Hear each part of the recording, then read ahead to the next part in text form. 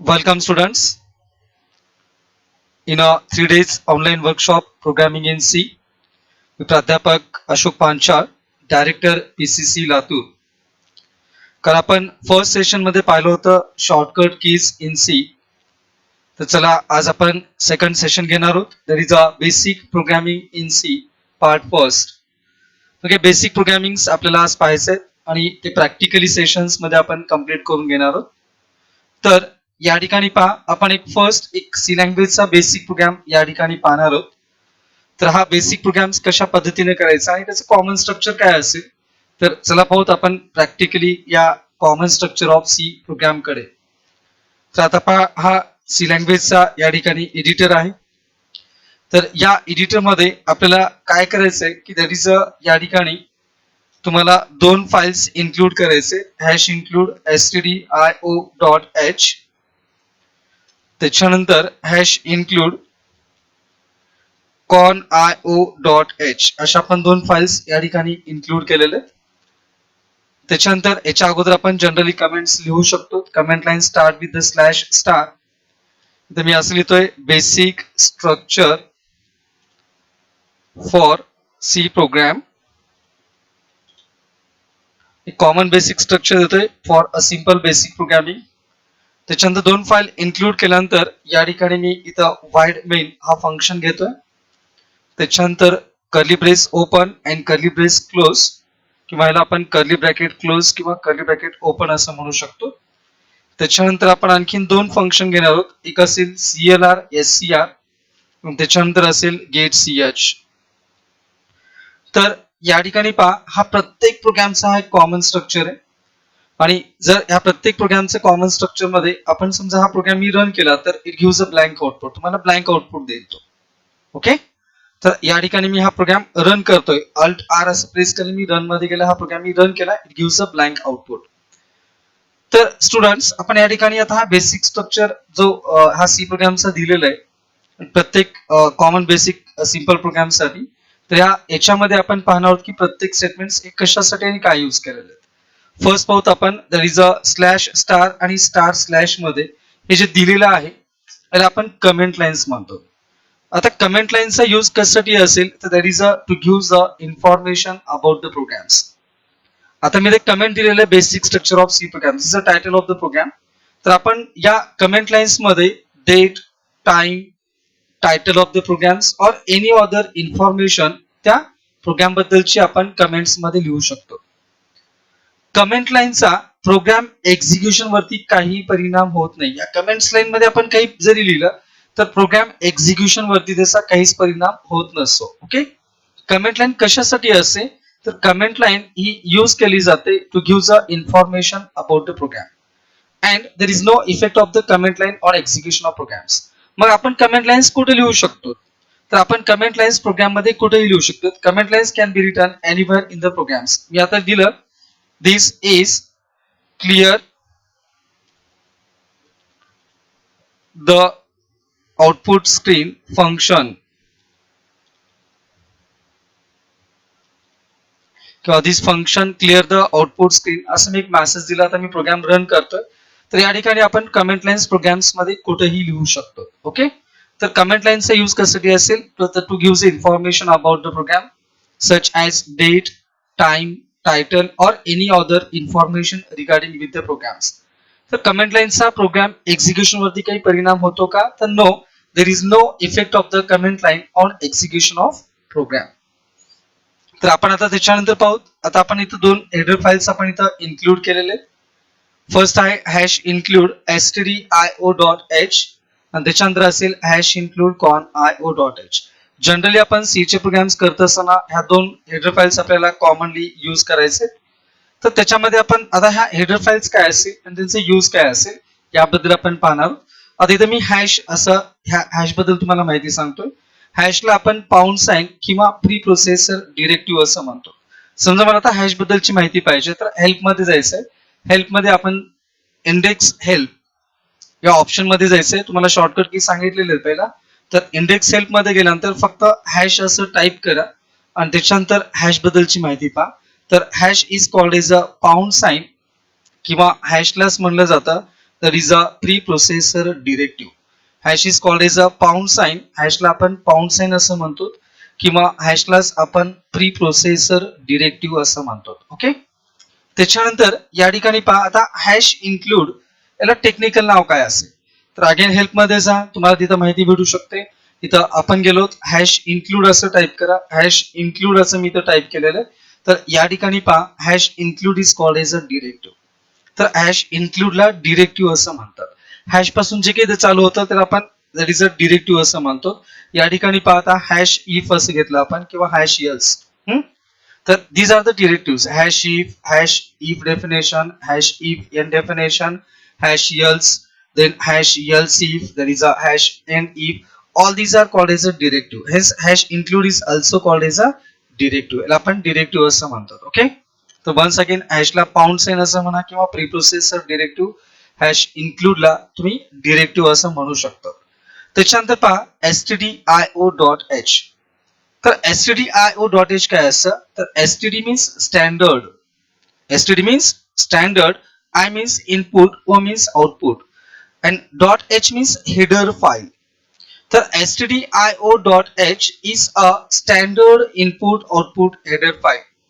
मग header file कशासाठी use करायचं तर this header file is used to give the information to give, this header file is used to support the standard input output functions used in the programs. This header file is used to support the standard input output functions used in the programs.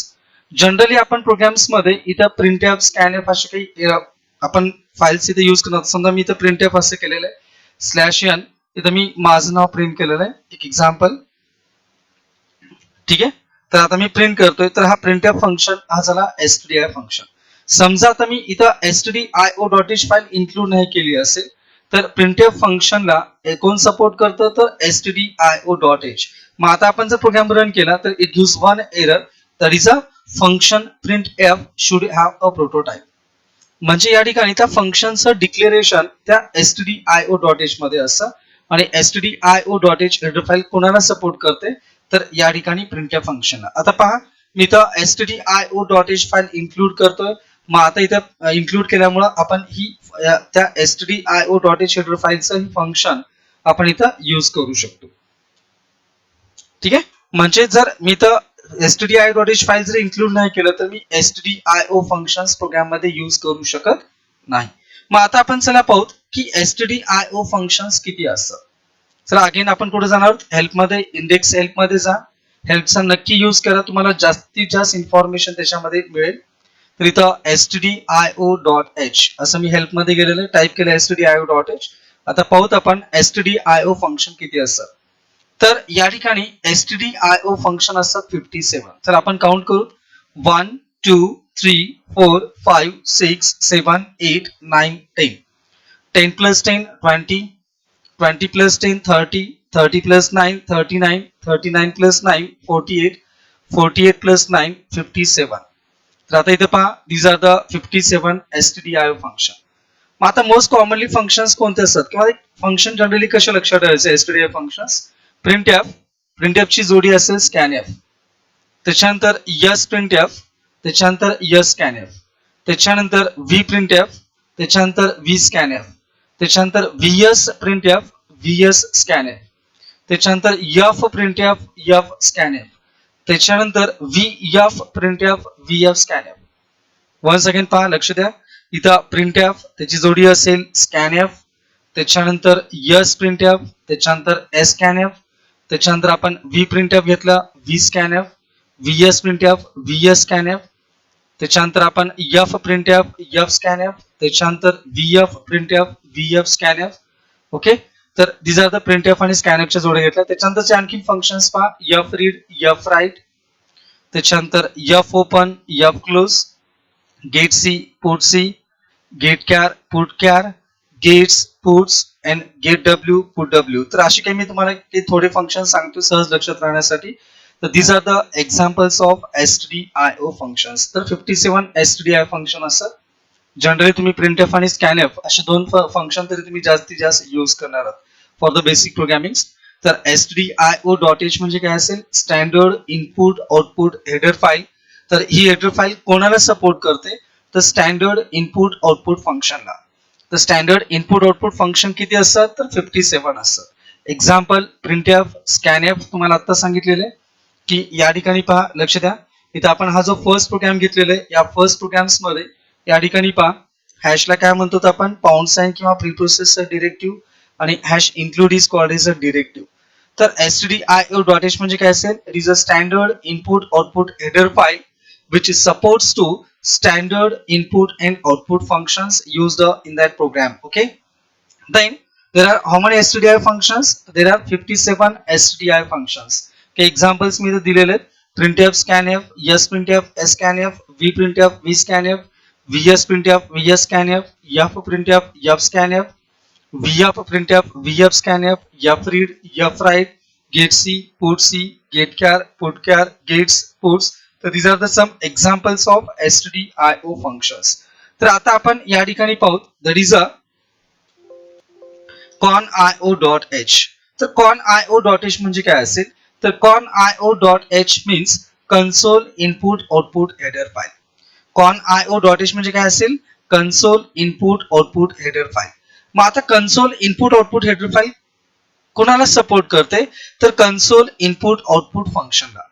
तर console input output function किती असतात, तर 38. चला आपण पाहू, help मध्ये जाऊ, आपण इंडेक्स हेल्प मध्ये गेला, इथं conio.h असं आपण टाइप करतोय.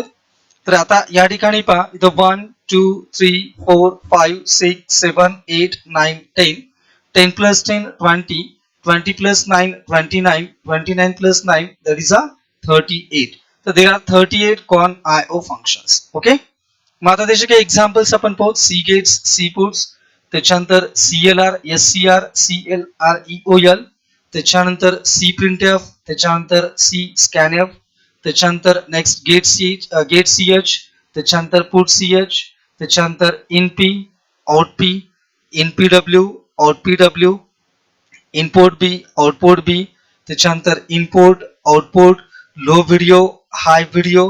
ओके, get text, आणि त्याच्यानंतर नेक्स्ट असेल that is a put text. Okay, so these are the some examples of conio, there is a functions. तर conio.h हेडर फाईल कोणाला सपोर्ट करते, तर conio फंक्शनला. तर conio फंक्शन किती असतात, तर 38. तर conio फंक्शन्स तुम्हाला सांगितले होतं, cgates, cputs, cprintf, cscanf, त्याच्यानंतर नेक्स्ट cprintf झाला, cscanf, then clr, scr, clereol, त्याच्यानंतर getch, putch, inp, outp. या पद्धतीने तुम्हाला हे फंक्शन लक्षात ठेवायचे. तर आता या ठिकाणी पाहू शकतात conio.h, it is a console input and output header file which supports to console input and output functions used in that C program. Okay, then there are how many console IO functions, there are 38 conio functions. Example, cgates, cputs, cprintf, cscanf, clr, scr, clereol, getch, putch, gettext, puttext, inp, outp, npw, outpw, etc. Okay, तर या पद्धतीने आपण ही conio.h बद्दल झालं. तर त्याच्यानंतर आपण या सिंपल प्रोग्राम्स मध्ये पाहणार मेन फंक्शन काय असतं. ठीक आहे, हे कर्ली ब्रॅकेट ओपन क्लोज काय आहे, वाईड काय आहे, clr scr काय आहे, गेट ch काय आहे, याबद्दल पण आपण पाहणार आहोत.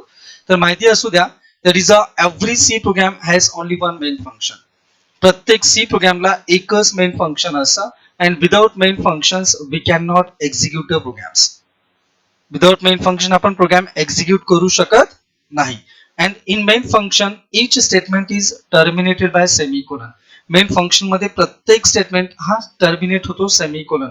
आता इथं आपण प्रोग्राम्स पाहिला, समजा इथं मी मेन फंक्शन घेतलं नाहीये, इथं आपण XYZ असं दुसरंच काहीतरी नाव दिलं. एक एक्झाम्पल, मी प्रोग्राम रन करतोय.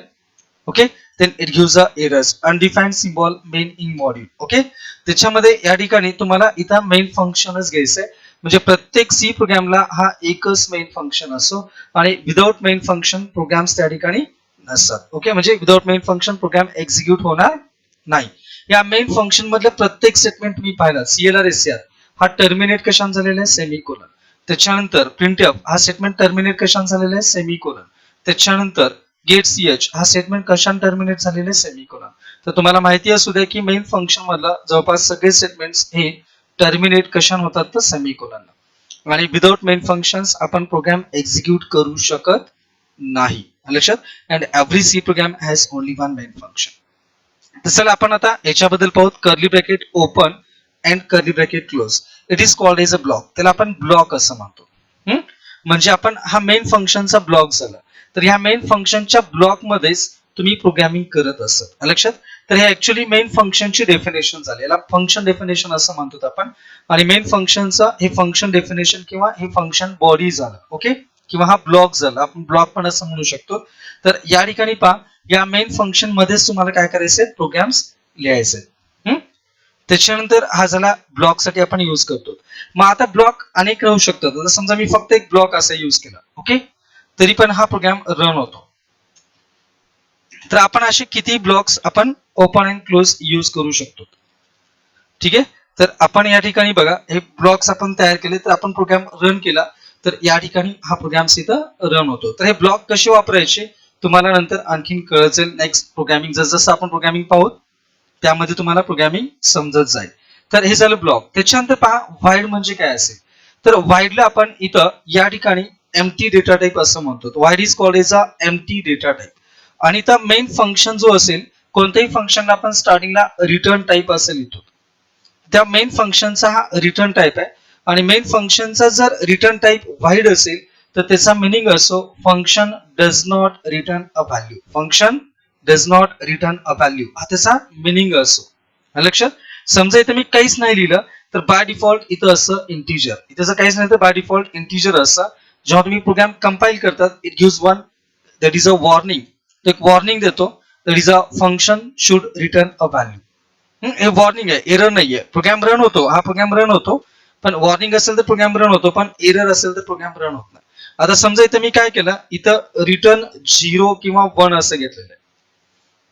तर मी त्या मेन फंक्शनला इंटिजर व्हॅल्यू रिटर्न करतोय. आता बघा वॉर्निंग, ती वॉर्निंग निघून जाते. ओके. हे नो. म्हणजे या ठिकाणी जर फंक्शनचा रिटर्न टाइप जर इंटिजर असेल तर फंक्शनला तुम्हाला इंटिजर व्हॅल्यू रिटर्न करावं लागतं.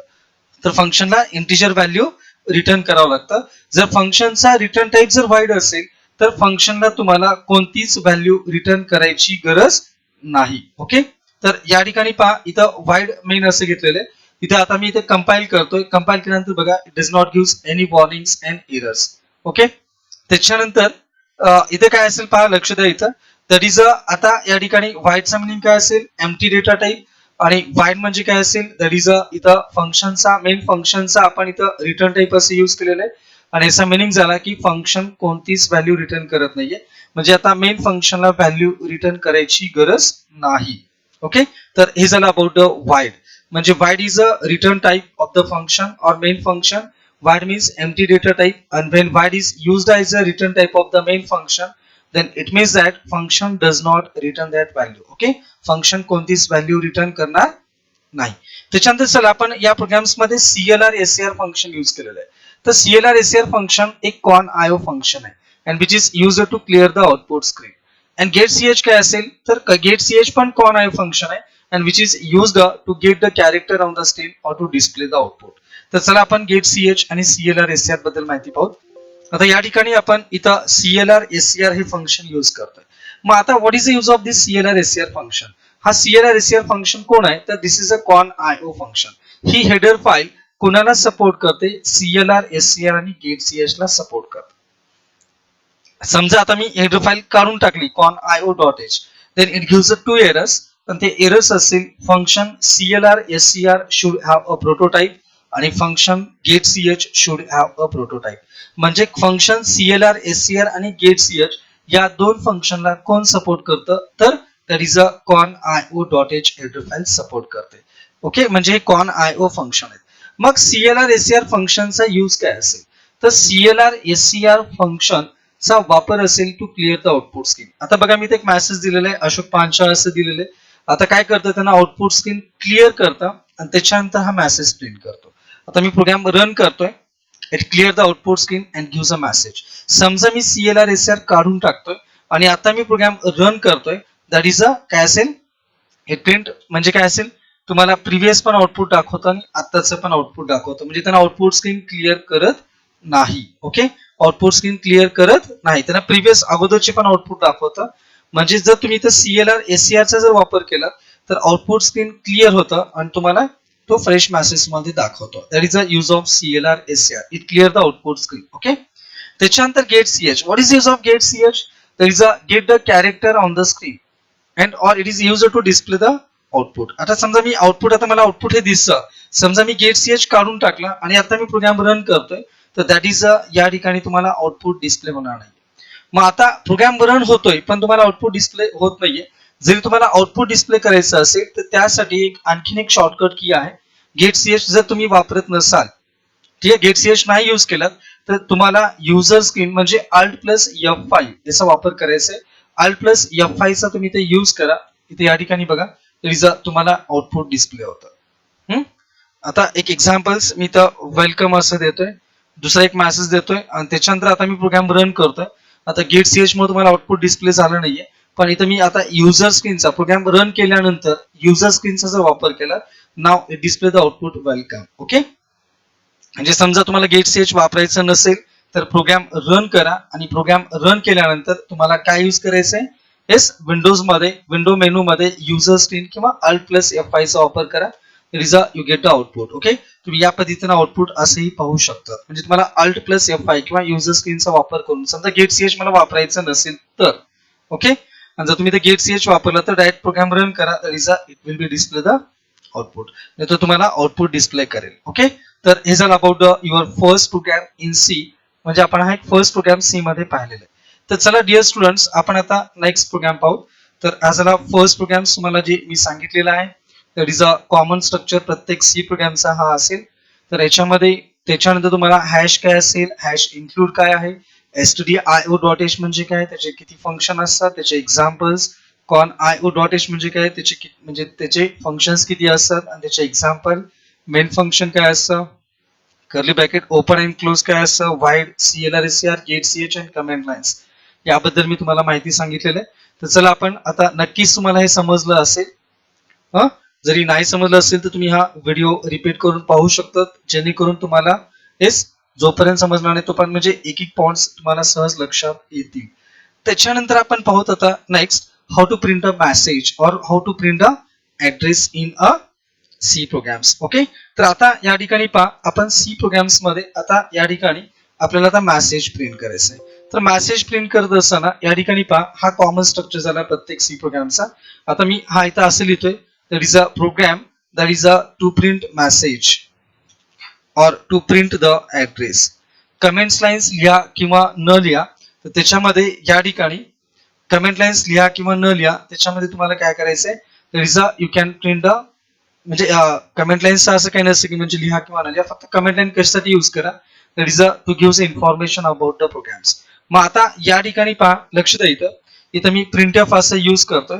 तर printf डबल कोटेशन मध्ये या ठिकाणी पहा, लक्ष द्या, इथं मी असं करतोय, दॅट इज अ/n. इथं मी अशोक, मी माझं नाव लिहितोय. त्याच्यानंतर नेक्स्ट सेमिकोलन, इथं मी printf असं यूज करतोय, डबल कोटेशन मध्ये /n. त्याच्यानंतर या ठिकाणी इथं मी असं लिहितोय, डायरेक्टर. त्याच्यानंतर पुन्हा इथं मी printf असं लिहितोय, ब्रॅकेट मध्ये डबल कोटेशन मध्ये /n. इथं मी असं लिहितोय, पांचाळ कॉम्प्युटर क्लासेस लातूर. त्याच्यानंतर मी असं लिहितोय, दॅट इज अ printf.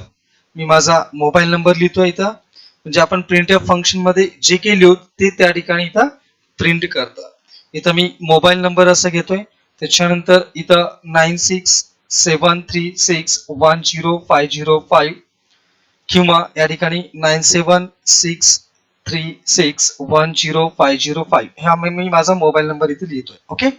आता पहा, लक्ष द्या, पहिल्या printf मध्ये डबल कोटेशन मध्ये आपण जे काही मेसेज लिहू तो मेसेज printf हा प्रिंट करत असतो. ओके. तर डबल कोटेशन मध्ये आपण जे काही लिहितो त्याला आपण स्ट्रिंग असं म्हणतो, that is called as a string, STRING. Okay. मग आता इथं डबल कोटेशन मध्ये डायरेक्टर असं घेतलेलं आहे, नंतर क्लासचं नाव घेतलेलं आहे, पांचाळ कॉम्प्युटर क्लासेस, नंतर मी मोबाईल नंबर प्रिंट केलेला आहे. म्हणजे printf मध्ये तुम्ही अल्फाबेट, डिजिट, स्पेशल सिम्बॉल्स लिहू शकता. मग आता हे /n काय असेल, तर अशोक पांचाळ हे स्ट्रिंग किंवा ही व्हॅल्यू प्रिंट केल्यानंतर त्याच्या नेक्स्ट लाईनला तो डायरेक्टर असं प्रिंट करेल. त्याच्या नेक्स्ट लाईनला इथं स्लॅश वापरल्यामुळे त्याच्या नेक्स्ट लाईनला त्यांना Panchal computer classes Latur print करेल आणि त्याच्या नेक्स्ट लाईनला मोबाईल नंबर असं प्रिंट करेल. ओके, मग आता या ठिकाणी पहा, तुम्हाला आता सांगितलं होतं प्रिंटफ फंक्शन कोणतं फंक्शन आहे, तर printf function is a stdio function. Actually printf function is a standard output function which is supported by there is a stdio.h header file. म्हणजे अगोदरच्या प्रोग्राम्स मध्ये, म्हणजे आता हा जो कॉमन स्ट्रक्चर आहे, या कॉमन स्ट्रक्चर मध्ये फक्त आपण चेंज काय केलं, तर हे मेसेज फक्त मी प्रिंट केलं. ओके, एवढंच आपण या ठिकाणी चेंज केलं. आता मी याचा आउटपुट पाहतोय, हा प्रोग्राम मी रन केला, तर इट गिव्स अ आउटपुट, तर is a Ashok Santaram Panchal director, then classes name Panchal computer classes Latur and mobile. जो काही आपण मेसेज प्रिंट केलेला आहे तो मेसेज या ठिकाणी इथं प्रिंट होतो. हा झाला तुमचा second program, that is a how to print the काय असेल हा आउटपुट. तर हा आपण सेकंड प्रोग्राम पाहिला. मग आता या सेकंड प्रोग्राम मध्ये फक्त तुमच्यासाठी नवीन कोण आहे आता, प्रिंटफ फंक्शन. मग प्रिंटफ फंक्शन काय असं, हा एक स्टँडर्ड आउटपुट फंक्शन आहे which is supported by stdio.h header file. कोण सपोर्ट करता, stdio.h header file. This function is used to print a message written in it. In this printf function we always write the message in double quote. म्हणजे आपण always message कुठे लिहितो, तर that is in a double quote मध्ये असं लिहू शकतो, and that is called as a string. त्याला आपण स्ट्रिंग असं म्हणतो. In this printf function /n ला एस्केप सिक्वेन्स लेटर असं म्हणतात, and that is working as a new line. तर तो न्यू लाईन म्हणून असा वर्क करतो. तर हा प्रोग्राम तुम्हाला एक मेसेज प्रिंट करण्याचं तुम्हाला नक्कीच समजला असेल. ओके, तर पहा आपण आता नेक्स्ट प्रोग्राम पाहूत बेसिक प्रोग्रामिंग मध्येच. How to print that is a your names or address in different colours. म्हणजे डिफरंट कलर्स मध्ये आपण मेसेज कसा प्रिंट करू शकतो किंवा त्याला ब्लिंक कसा करू शकतो. तर या ठिकाणी पहा, लक्ष द्या. चला मी हाच प्रोग्राम घेतोय आणि मला हे आता मेसेज प्रिंट करायचं आहे. How to print that is a program to print the address in that is a different colours. Okay, तर मला डिफरंट कलर्स मध्ये प्रिंट करायचं आहे. तर काय करा, इथं प्रिंटफच्या ऐवजी सी प्रिंटफ असं यूज करा. प्रिंटफच्या ऐवजी काय यूज करा, सी प्रिंटफ तुम्हाला असं यूज करायचंय.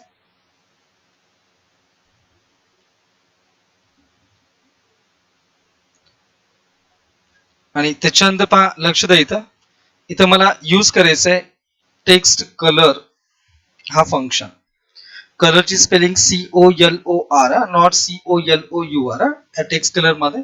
आणि इथं आपल्याला कलरचा कोड लिहायचा. तर आता हे कलरचे कोड्स आपण इथं 10 असं घेतलेलं आहे. 0 to 255 असं तुम्ही कलर कोड्स घेऊ शकतात, किंवा हेक्साडेसिमल कलर्स पण असतात.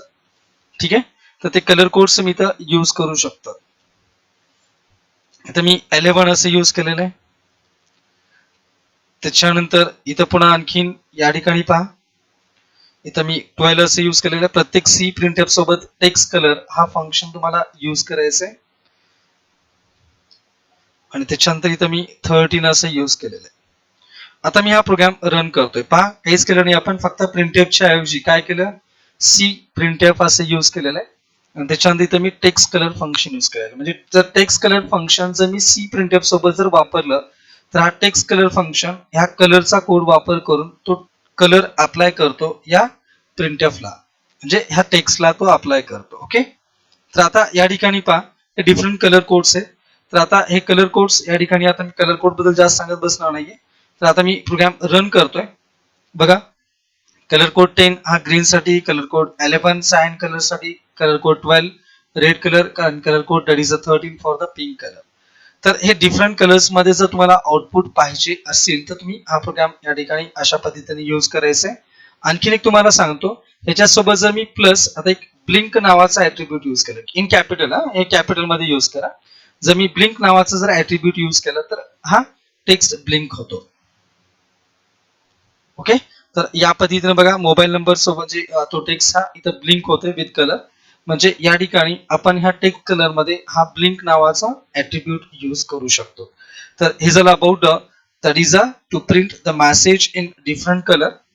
मेसेज जर डिफरंट कलर मध्ये प्रिंट करायचं असेल तर टेक्स्ट कलर फंक्शन यूज करा, तर ब्रॅकेट मध्ये कलर कोड द्या, त्याच्यानंतर सी प्रिंटफ त्यासोबत यूज करा. समजा मी तर प्रिंटफ असं यूज केलं, तर प्रिंटफ यूज केल्यानंतर या ठिकाणी बघा yes it does not change the colour, त्यासाठी तुम्हाला इथं सी प्रिंटफ असं यूज करायचं आहे.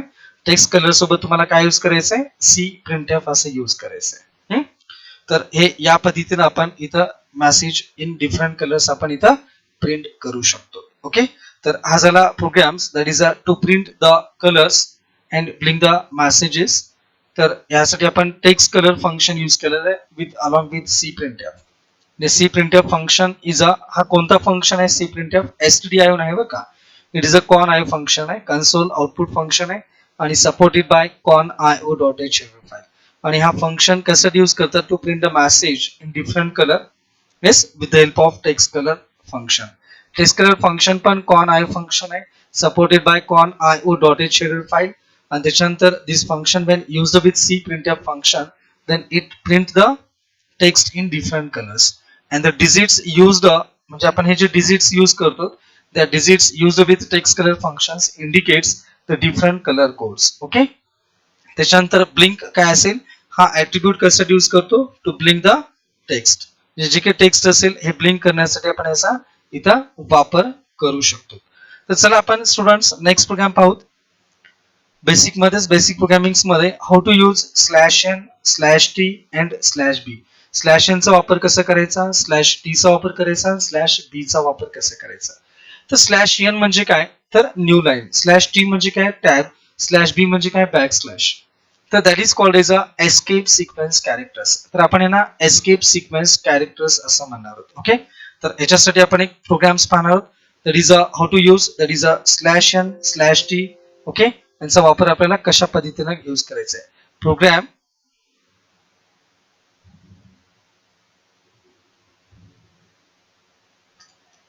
टू यूज हा काय असेल, /n /t and /b. Okay, तर यांचा आपल्याला वापर कसा करायचा त्यासाठी आपल्याला बघायचंय. इथं मी टेक्स्ट कलर इथं या ठिकाणी काढून टाकतो, पहा लक्ष द्या. इथं मी /n चा वापर केला. आता /n समजा मी इथं असं करतोय, इथं अशोक, इथं मी /n आणि इथं त्याच्यानंतर /n असं मी इथं यूज करतोय. हा, आता काय होईल सांगा, इथं अशोकच्या नेक्स्ट लाईनला संतराम असं प्रिंट होईल, त्याच्या नेक्स्ट लाईनला पांचाळ असं प्रिंट होईल. That is a use of /n. Okay, आता मी काय करतो बघा लक्ष द्या. आता मी काय करतो, इथे /t चा वापर करतोय. समजा इथे मी /t चा वापर केला, तर /t जर वापर केला तर अशोक याच्या आणि संतराम याच्यामध्ये टॅब म्हणजे 5 कॅरेक्टरचा स्पेस दिला असेल आणि संतराम आणि पांचाळ याच्यामध्ये 5 कॅरेक्टरचा स्पेस तो प्रिंट करेल. ओके, तर 5 कॅरेक्टरचा स्पेस जर तुम्हाला पाहिजे असेल तिथं /t चा तुम्हाला इथं वापर करायचा. ओके, त्याच्यानंतर /b चा वापर करायचा. ठीक आहे, आता इथे मी /b चा वापर करतोय, अशोकच्या नंतर /b असं यूज करतो. तर हा /b काय करतोय, इथला एक स्पेस डिलीट करतो, बॅक स्पेस कॅरेक्टर. आता बघा रन करतो प्रोग्राम. ठीक आहे, समजा मी आणखीन एक /b वापरतो, तर काय होतं, हा स्पेस +k डिलीट होतो. बघा तुम्ही आउटपुटला जर तुम्ही पाहत असाल तर या ठिकाणी पहा अशोकचं k डिलीट झालेलं आहे, स्पेस आणि तो k डिलीट झालेला आहे. समजा मी तर आणखीन एक /b असं वापरतोय, तर इथं या ठिकाणी हा स्पेस म्हणजे पहिला /b काय करतो, हा स्पेस डिलीट करेल, सेकंड /b k डिलीट करेल, थर्ड हा o डिलीट करेल. तर या पद्धतीने इथं आपण /b चा वापर करू शकतो. ओके, तर हे झालं यूज ऑफ /b. आता आणखीन एक महत्वाचं असं की मला माझं नाव, आता तुम्ही जर आउटपुट मध्ये पाहिलं तर हे नाव असं दिसतं, तर हे नाव मला डबल कोट मध्ये प्रिंट करायचं. तर समजा मी इथं डबल कोट असं घेतलं, इथं डबल कोट, पुन्हा इथं आणखीन डबल कोट असं घेतलं आणि प्रोग्राम मी प्रिंट करतोय, तर माझं नाव डबल कोट मध्ये तो प्रिंट करत नाहीये. तर त्यासाठी तुम्हाला इथं वापरायचं आहे /डबल कोट. जेव्हा तुम्ही /डबल कोटचा वापर करतात तर तुमचं नाव या ठिकाणी डबल कोटेशन मध्ये प्रिंट होतं. /Double quote is also one of the escape sequence character. मग त्यानंतर तुम्ही /सिंगल कोट असंही वापरू शकतात. इथेही /सिंगल कोट असंही यूज केलं जातं. तर या ठिकाणी पहा, इथं या पद्धतीनं सिंगल कोट आपण वापरू शकतो. सेम /क्वेश्चन मार्क, इथं पण आपण /क्वेश्चन मार्क इथं आपण असं यूज करू शकतो.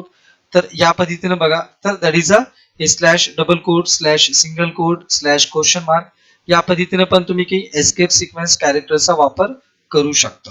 तर हे झालं about the escape sequence, how to use a slash M slash T and slash B. Okay, तर इथं तुम्हाला एक एक्झाम्पल दिलेलं तुम्ही पाहू शकता. आता काही एस्केप सिक्वेन्स कॅरेक्टर्स आणखीन कोणते कोणते बघा, तर स्लॅश एफ फॉर्म फीड साठी यूज करतात, slash R carriage return, slash V vertical tab, slash single quote पाहिला आपण, slash double quote slash question mark, slash slash is use as a black slash आणि स्लॅश झिरो हे null character साठी use करतात. तर is a in a string, string termination साठी याचा वापर केला जातो. तर तुम्हाला स्ट्रिंग हा चॅप्टर आहे किंवा ॲरे चॅप्टर आहे, कॅरेक्टर ॲरे, त्याच्यामध्ये स्ट्रिंग एंड करण्यासाठी तुम्हाला याचा यूज केला जातो. ओके, त्याच्यानंतर तुम्हाला आणखीन एक सांगायचं राहिला की आपण आणखीन काही other escape sequence characters use करू शकतो. तर slash zero slash one slash two slash three slash four असं स्लॅश 255 पर्यंत आपण यूज करू शकतो. तर त्याचा वापर कसा करायचा हे आपण आता प्रॅक्टिकली बघू. ओके, समजा इथे मी फक्त अशोक पांचाळ असे घेतलेले आणि इथं स्लॅश झिरो असे घेतलेले. ओके, तर आता काय होतं, तर हे जे पांचाळ जे आहे ना हे कॅरेक्टर्स या ठिकाणी ब्लँक होतात. हा, आता मी प्रोग्राम रन करतोय. आता या ठिकाणी बघा म्हणजे यूज ऑफ काय असेल program to use other escape sequence characters किंवा एस्केप सिक्वेन्सेस असं म्हणलं तरी चालेल. आता या ठिकाणी पहा, इथं मी स्लॅश झिरोचा वापर करतोय. स्लॅश झिरोचा वापर केल्यानंतर या ठिकाणी बघा पांचा हे काय होतं, ब्लँक होतं. तर मी रन करतोय. आता इथे मी स्लॅश वन असं यूज करतोय. स्लॅश वन जर यूज केलं that is a print, that is a काय प्रिंट करतं, that is a smiley face काय असेल इन ब्लॅक कलर. ठीक आहे, smiley face in black colour त्यांना प्रिंट करतं. आता बघा मी स्लॅश टू असं करतो, त्यांना smiley face with Pond's powder print करतं. आता इथे मी स्लॅश थ्री असं यूज करतोय, इथे काय करतं, that is a heart symbol print करतं. त्याच्यानंतर इथे स्लॅश फोर असं केलं, तो डायमंड सिम्बॉल असं प्रिंट करतो. त्याच्यानंतर स्लॅश फाईव्ह असं केलं, त्या ठिकाणी अनदर असंच एक सिम्बॉल तो प्रिंट करतो. Okay, slash six playing cards मध्ये सिम्बॉल्स येते, तर या ठिकाणी पहा हे सिम्बॉल्स इथं तो प्रिंट करतो. Slash seven is used as a alert. हा, तर पण ऍक्च्युली इथं बीप देतं ते, पण इथं सिस्टीम साऊंड जर नसेल तर त्याला बीप देणार नाही येतो. स्लॅश एटला तो काहीच नाहीये, म्हणजे तो ऍज अ एटच प्रिंट करतो. स्लॅश नाईनला पण तो काहीच प्रिंट करत नाहीये. ठीक आहे, पण slash ten is working same as a slash b, म्हणजे हा जो स्लॅश टेन असेल तर हा स्लॅश टेन कोणासारखं काम करतो, तर स्लॅश बी सारखं काम करतो. ओके ओके, तर हे slash ten is working same as a slash b. मग आता इथं बघा, इथं हा इथला स्पेस डिलीट करतो. आता मी आणखीन एक स्लॅश टेन वापरलं, तर आता बघा लक्ष द्या, इथं अशोकचं के डिलीट होतं. आणखीन एक स्लॅश टेन जर मी यूज केला तर एस अशोकचं ओ आणि के डिलीट होतं. ओके, तर या ठिकाणी हे स्लॅश टेन हे कोणासारखं काम करतं, तर स्लॅश बी. आता स्लॅश 11 कोणासारखं काम करतं, तर स्लॅश टी सारखं काम करतं. Okay, slash 11 is working same as that is a slash T, म्हणजे स्लॅश 11 हा स्लॅश टी सारखं काम करतो. ओके, तर स्लॅश 11 कोणासारखं काम करतं, स्लॅश टी सारखं काम करतं. त्याच्यानंतर स्लॅश यन हे कोणासारखं काम करतं, तर स्लॅश 12, म्हणजे slash 12 is working same as a slash N. Okay, तर हा इंटरव्ह्यू क्वेश्चन होऊ शकतो तुमचा, किंवा तुम्हाला विचारलं जाऊ शकतो की त्याला स्लॅश यन साठी दुसरा आणखीन कोणता पर्याय आहे, तर स्लॅश 12 हा त्याला पर्याय असेल. ओके, तर slash 10 is working same as a slash 12 और slash 12 is working same as a slash N. तर असं आपण कुठेपर्यंत करू शकतो, तर स्लॅश 255 कॅरेक्टर्स पर्यंत तुम्ही प्रॅक्टिस करू शकता. त्याचे डिफरंट काय काय आउटपुट्स येतात हे तुम्हाला चेक करायचं. ओके, येस ऑर नो, तर काही स्पेशल सिम्बॉल येतील किंवा बरेचसे ऑपरेशन्स त्या ठिकाणी परफॉर्म होतील. तर हे झालं how to use that is a other escape sequence character. त्याच्यामध्ये मी तुम्हाला एक छोटंसं टेबल दिलेलं आहे अप टू स्लॅश 12 पर्यंत, पण तुम्हाला स्लॅश 255 पर्यंत तुम्हाला त्याची प्रॅक्टिस करता येते. तिथं महत्वाचं काय, स्लॅश 10 हे बॅक स्लॅश काम करतं, slash 11 tab, slash 12 is working same as a new line.